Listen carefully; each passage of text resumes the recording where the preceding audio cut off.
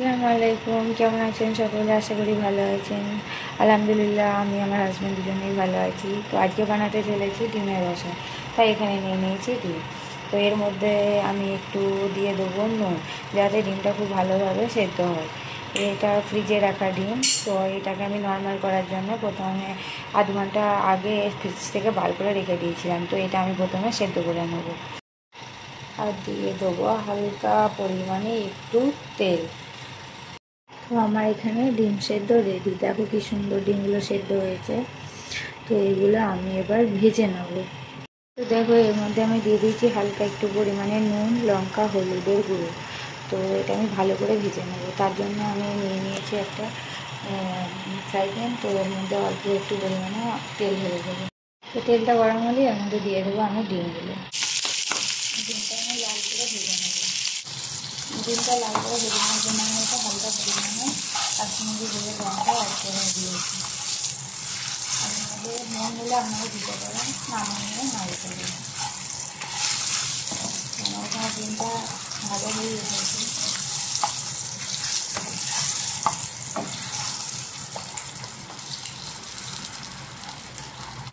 দেখো কি সুন্দর পরিমাণে একটা কালার এসেছে আর আমার ডিমগুলো ভাজা হয়ে গেছে। এর মধ্যে আমি আরেকটু তেল অ্যাড করে দেবো। এর মধ্যে দিয়ে দেবো ভেজে রাখা তেল।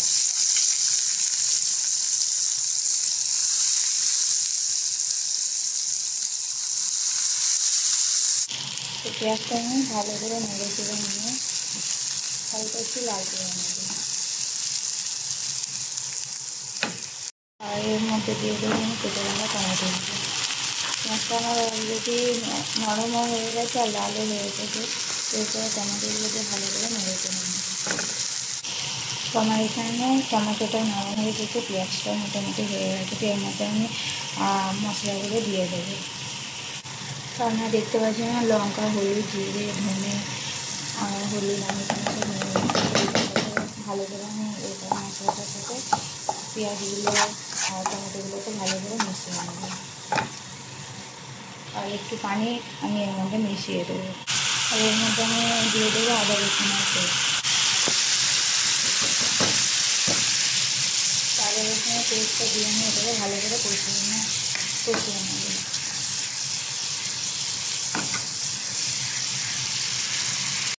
দেখতে পাচ্ছেন আমি এখানে একটা মশলা অ্যাড করলাম। মশলাটা হলো দুবারে রাঁধুনি মশলা। তো অলরেডি আমার মশলা থেকে তেল ছাড়তে শুরু হয়ে গেছে। তো এটা কিন্তু আরও একটু বেশি কষিয়ে নেবো, যাতে সেটা আরও ভালো লাগে।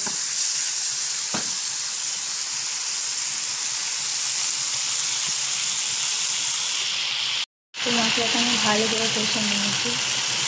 আরও 5 মিনিট মতো কষে নেব। দেখুন কি সুন্দর একটা কালার হয়েছে। তো মশলাটা আমার যখন কষানো হয়ে গেছে, এর মধ্যে আমি একটা তেজপাতা দিয়ে দেবো। তেজপাতাটা দিয়ে একটু ভালো করে নেড়ে করে এর মধ্যে পানি দিয়ে দেবো।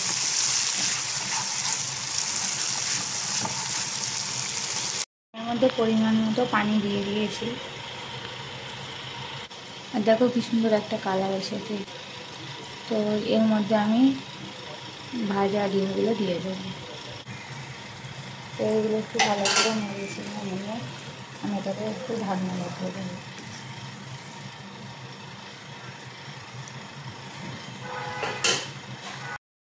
দেখো এখানে আমার ডিমের কষা রেডি হয়ে গেছে। খুব ভালো করে দেখায় কি সুন্দর একটা কালার এসেছে। আর এর থেকে একটা খুব সুন্দর স্মেলও আসছে। তো আমার ডিমের কষাটা রেডি হয়ে গেছে।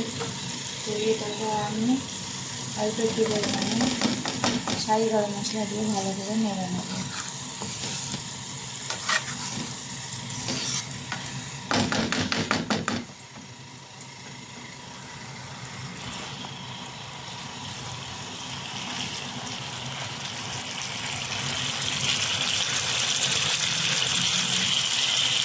আর সব কিছু ঠিক করে নেবেন নুন।